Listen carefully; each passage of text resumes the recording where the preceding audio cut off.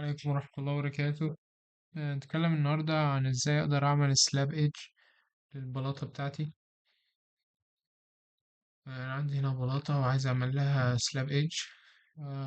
اول حاجة بتبقى من تاب ستراكشر، في فلور بينزل منها ليست فلور سلاب ايدج. اضغط على كليك. بعد كده هعمل سلاب ايدج هنا. اخترت الحافة بتاعت البلاطة السفلية فاعمل لي سلاب ايدج. وبعدين لقيت هنا البروبرتس بقت جراي. لو أنا عايز أعمل ريستارت الأمر عشان يعدل لي كأني بعمل الأمر من أول وجديد، ممكن أعمل ريستارت سلاب ايدج بدل ما أخرج برا الأمر وأدخل عليه تاني.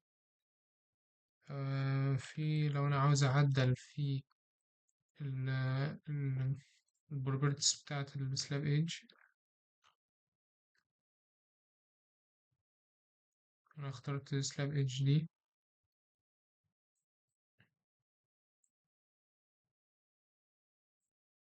عاوز مثلا أخلي ال vertical profile offset. في هنا vertical profile offset وال horizontal profile offset. فأنا لو خليت 500 مثلا ألاقيه طلع لي فوق 500، لو سالب 500 ألاقي نزل تحت 500. طب أنا لو عاوز أعدل في ال horizontal 500 أو سالب 500.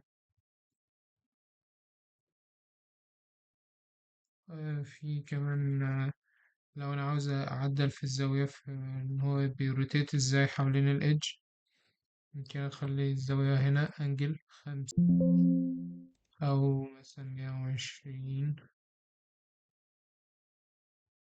180. ممكن كمان أعمل edit type. شوف التايبس اللي موجودة في البروفايل، على حسب البروفايل ممكن أعمل سلاب ايدج جديدة، سلاب ايدج 2، عملت دوبليكيت سلاب ايدج 2 واختار لها بروفايل تاني مثلا ده 900 في 300.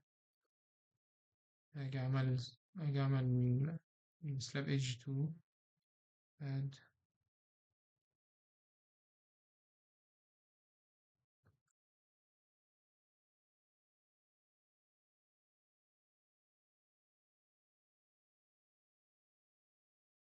ألاقي هنا شكل البروفايل مختلف.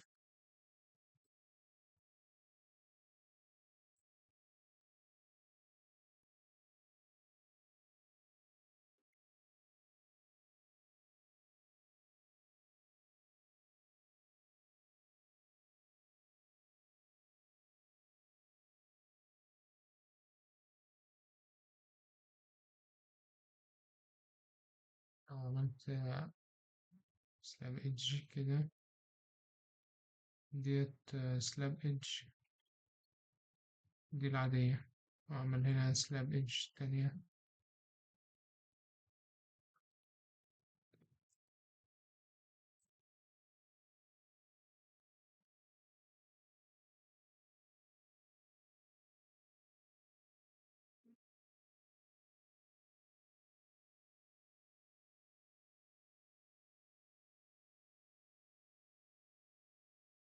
ديت 900 في 300.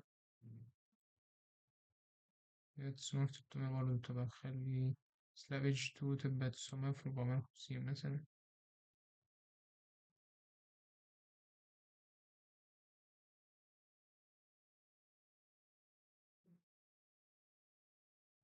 يبقى في فرق ما بينهم.